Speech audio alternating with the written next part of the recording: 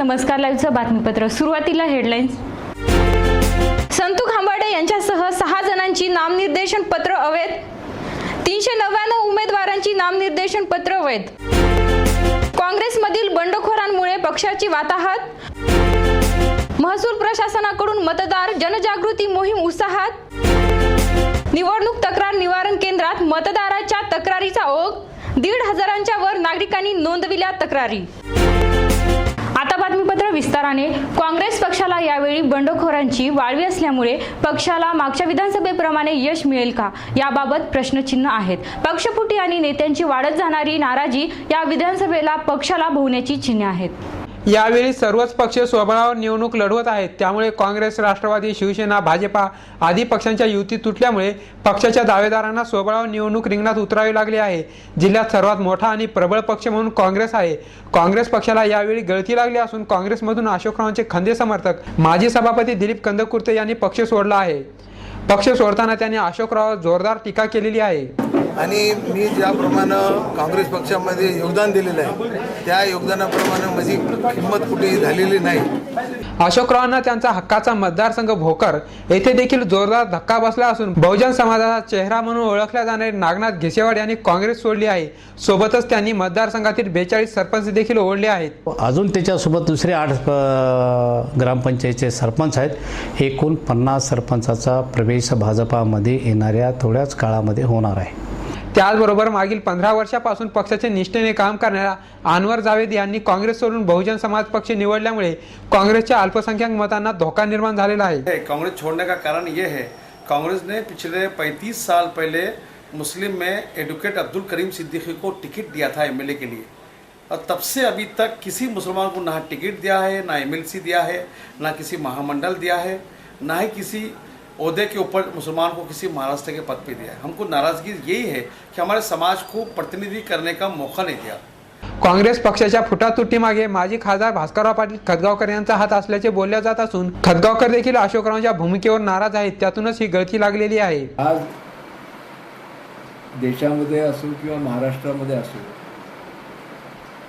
मोदी साहेबांच्या नेतृत्वामुळे लोक प्रभावित आहेत. लोकांना असं वाटतं की बा मोदींच्या नेतृत्वाखाली देशामध्ये काही विकासाची कामं मोठ्या प्रमाणात होऊ शकतील. जिल्ह्यात काँग्रेस पक्षाला लागलेली वाताहत पाहता आणि आघाडीतील बिघाडी पाहता काँग्रेसला यावेळी मागच्या विधानसभेप्रमाणे यश मिळेल का हा प्रश्न आहे. तहसील प्रशासनाने जिल्ह्यामध्ये जास्तीत जास्त मतदान व्हावे यासाठी जनजागृती मोहीम राबवली आहे. शाळा, महाविद्यालय आणि विविध ठिकाणी या मोहिमेत मतदान करण्याची शपथ नागरिकांना देण्यात येत आहे. आपला देश हा लोकशाही प्रधान असून जगातील सर्वात मोठी लोकशाही भारत देशात नांदते.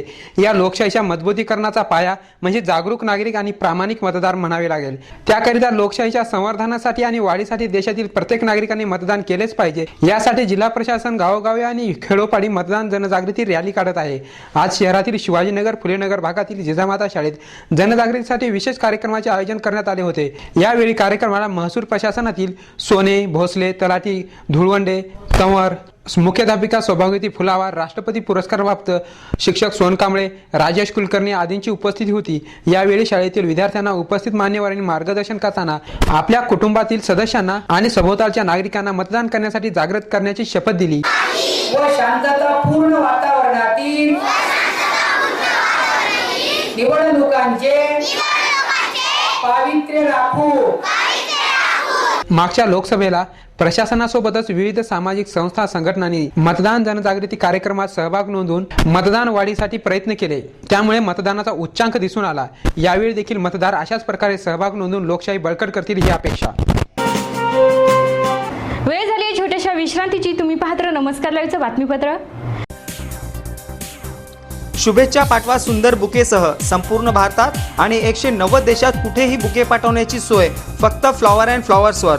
Bouquet, stage decoration, room decoration आणि कार डेकोरेशनचे सृजनशील नाव flower and flowers, centre point, Shivajinagar, Nanded. संपर्क 73 50 62 56 56. प्रत्येक समारंभाची रंगत वाढवतात ती फुलं आणि फुलाची रंगत वाढवतात flower and flowers. Wooden, ceramic आणि ग्लास फ्लॉवर पॉटसाठी तसेच स्टेज डेकोरेशन, रूम डेकोरेशन आणि कार डेकोरेशनसाठी संपर्क करा. Flower and flowers, Shivajinagar, Nanded. संपर्क 73 50 62 56 56.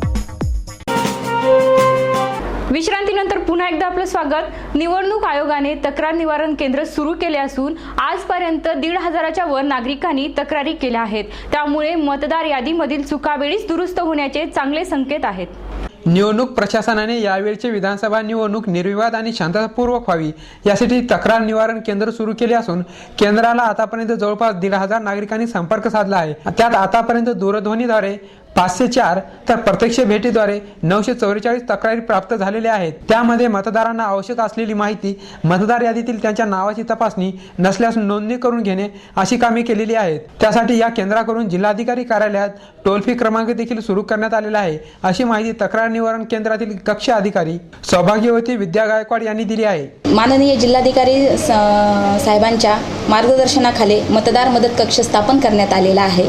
या कक्षामार्फत ज्या मतदारांना त्यांचे मतदार यादीमध्ये नाव मिळत नाही, सापडत नाही किंवा ज्यांना त्यांचे भाग नंबर, जवळचे मतदान केंद्र त्यांचे कोणते आहे याची जर माहिती पाहिजे असेल तर त्यांनी 02462 248 248 म्हणजे 02462 248 248 या क्रमांकावर फोन करून आपले मतदार यादीमध्ये नाव कुठे आहे व त्यांचे मतदार केंद्र कोणते आहे याची माहिती घ्यावी।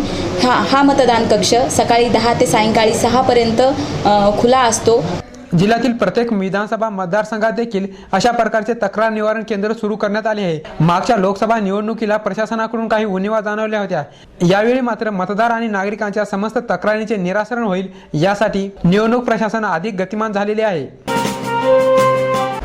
नांदेड दक्षिणमधून संतू खांबाडे यांच्यासह राष्ट्रवादी आणि अपक्ष अशा दोन्ही तिरांवर विसंबून उमेदवारी दाखल केलेल्या 6 जणांचे नामनिर्देशन पत्र अवैध ठरले आहेत। तर नांदेड उत्तरमधून माजी खासदार सुभाष वानखेडे, नगरसेविका शीला कदम यांच्यासह 5 जणांचे अर्ज अवैध ठरले आहेत। विधानसभा सार्वत्रिक निवडणूक 2014 साठी नांदेड जिल्ह्यात आज नामनिर्देशन पत्राच्या छाननीनंतर 399 उमेदवारांचे नामनिर्देशन पत्र वैध ठरले आहेत। विधानसभा निवडणुकीसाठी जिल्ह्यातील 9 विधानसभा मतदारसंघात 450 इच्छुक आणि 676 नामनिर्देशन पत्रे दाखल केली होती। मतदारसंघनिहाय अवैध ठरलेल्या उमेदवारांची आकडेवारी आणि नामनिर्देशनची संख्या पुढील प्रमाणे: किनवट मतदारसंघातून 9 उमेदवारांचे 21 नामनिर्देशन पत्रे अवैध ठरली आहेत, तर हदगाव विधानसभा मतदारसंघातून 8 उमेदवारांची 15 नामनिर्देशन पत्रे अवैध ठरलेली आहेत। भोकर विधानसभा मतदारसंघातून 4 जणांचे 6 नामनिर्देशन पत्र अवैध ठरले आहेत, तर नांदेड उत्तर विधानसभा मतदारसंघातून 5 जणांचे 14 नामनिर्देशन पत्रे अवैध ठरलेले आहेत। नांदेड दक्षिण विधानसभा मतदारसंघातून 6 जणांचे 14 तर लोहा विधानसभा मतदारसंघातून 5 जणांचे 10, त्याचबरोबर नायगाव विधानसभा मतदारसंघातून 3 जणांचे 4, देगलूर या राखीव विधानसभा मतदारसंघातून 9 जणांचे 15 तर मुखेड या विधानसभा मतदारसंघातून 2 जणांचे 7 नामनिर्देशन पत्र अवैध ठरलेली आहेत। त्यामुळे आज छाननीअंती 399 उमेदवारांची नामनिर्देशन पत्रे वैध ठरलेली आहेत। उमेदवारी अर्ज बुधवार दिनांक 1 ऑक्टोबर 2014 दुपारी 3 वाजेपर्यंत मागे घेण्यात येणार आहेत। त्यानंतर त्या निवडणूक निर्णय अधिकारी स्तरावर निवडणुकीतील उर्वरित उमेदवारांना चिन्हांचे वाटप होणार आहे। शेवटी पुन्हा हेडलाईन्स। संतू खांबाडे यांच्यासह 6 जणांची नामनिर्देशन पत्र अवैध, 399 उमेदवारांची नामनिर्देशन पत्र वैध। काँग्रेसमधील बंडखोरांमुळे पक्षाची वाताहत, महसूल प्रशासनाकडून मतदार जनजागृती मोहीम उत्साहात। निवडणूक तक्रार निवारण केंद्रात मतदाराच्या तक्रारीचा ओघ, 1,500च्या वर नागरिकांनी नोंदविल्या तक्रारी। आणि याचबरोबर नमस्कार लाईव्हचं हे बातमीपत्र संपलं। पुन्हा भेटूया, तोपर्यंत नमस्कार।